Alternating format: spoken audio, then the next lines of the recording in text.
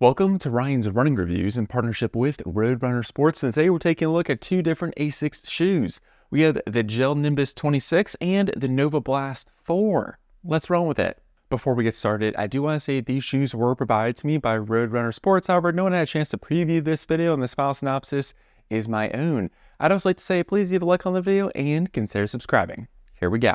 Now, the reason we're taking a look at these two shoes in particular is they both represent some of Asics' thickest and most popular neutral daily trainers. Yes, you have the Superblast, but that's kind of in its own category as it uses a completely different kind of midsole foam. While here on the Nimbus and the Novablast, they both use Flight Foam Blast Plus Eco.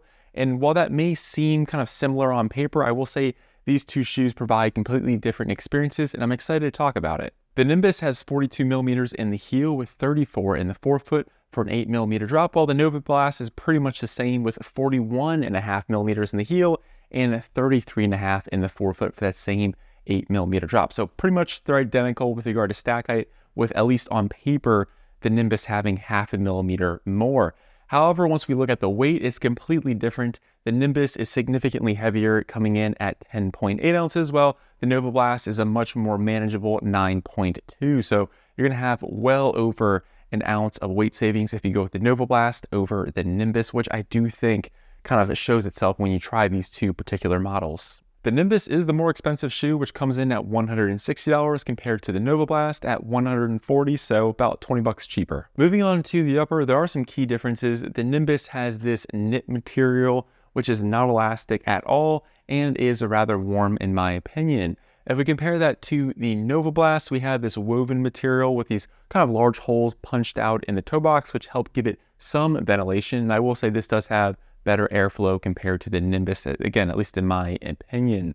With regard to the fit, both are true to size and rather accommodating, although I will say I think the Nimbus has just a tiny bit more room in the toe box. The tongues are quite different as well. Here on the Nimbus, we have the incredibly stretchy and elastic knit tongue, which is completely different compared to the rest of the knit upper, which is not elastic, so want to make that clear. The big difference with this tongue from last year on the Nimbus 25, now here on the 26 is they made the top of the tongue a bit thicker to help with lace pressure, and I will say it is rather thin.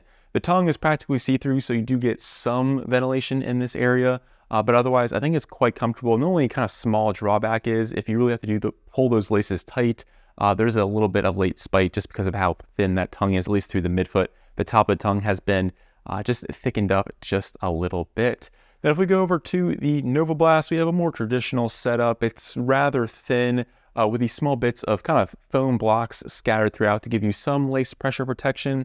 It's not much, but it is more compared to the Nimbus, and I think it does a decent job.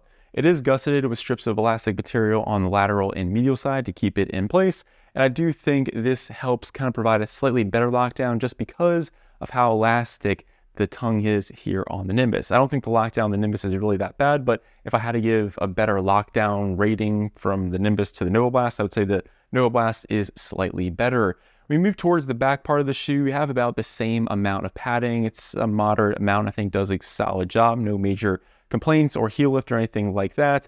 And then the heel counter itself is relatively flexible, maybe a little bit more flexible here on the Novablast. Otherwise, I was really happy with the lockdown. Again, slight edge to the Novablast just because there's not much, if any, elastic materials here compared to, again, that very elastic tongue here on the Nimbus. And now for the midsoles, because on paper they should be identical, and I will say right now they are not. They have relatively the same amount of stack height, the same heel to toe drop, and they're both Flight Foam Blast Plus Eco. So what's the key difference? Well, the first thing is the Nimbus has a slight trick up its sleeve with that pure gel technology, basically a small bit of gel directly underneath your heel. You cannot see it from the outside of the shoe. It's an internal structure. I'll put a picture on the screen so you can see exactly what I'm talking about. Older Asics shoes had the gel along the outer part of the heel and like a small dot under your forefoot, and they kind of scrapped that for this new pure gel technology. Personally, I can't feel it when I'm running in the Nimbus or any other shoe that has pure gel, but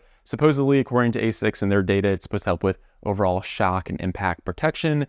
And then if we go over to the Novablast, it does not have pure gel. I'm actually curious why.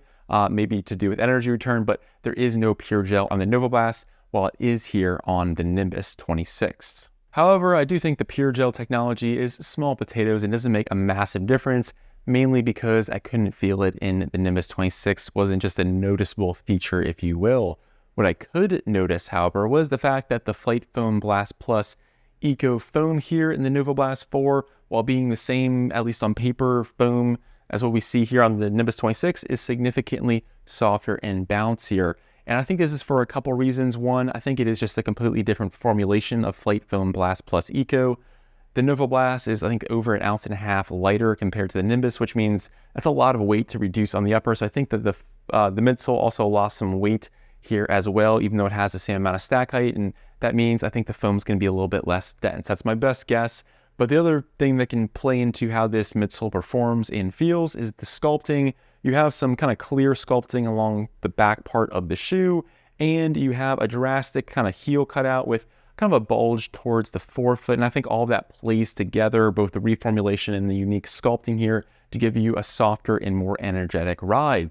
Now, I will say I think the Nimbus 26 is going to be more stable, feels a bit more substantial through the forefoot, but just doesn't have as much squish and pop compared to the Novablast 4. So if you're someone who likes a lot of midsole underfoot or needs a lot of cushioning, but wants some stability without going to something like the Kayano, I think the Nimbus is going to be a better option compared to the Novablast.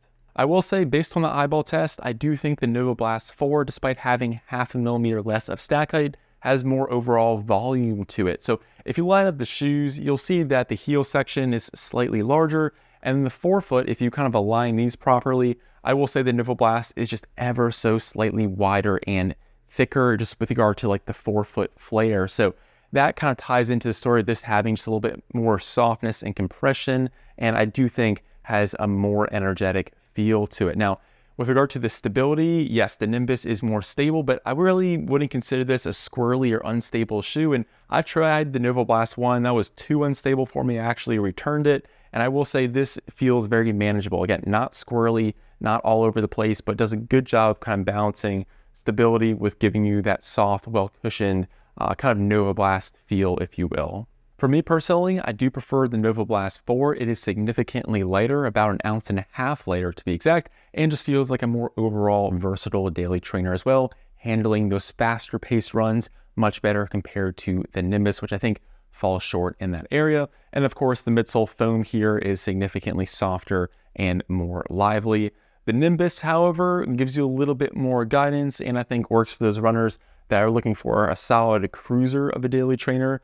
I just want a little bit more support compared to something like the Novablast 4. Moving on to the outsole, you have a little bit more rubber on the heel with the Novablast and a little bit more rubber on the forefoot with the Nimbus.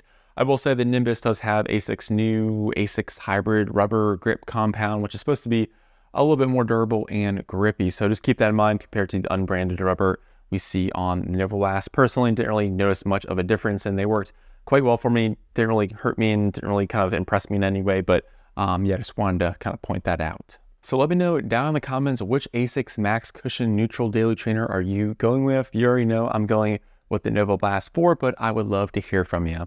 Well, I'm Ryan from Ryan's Running Reviews, and I'll catch you guys on the next one. Thanks.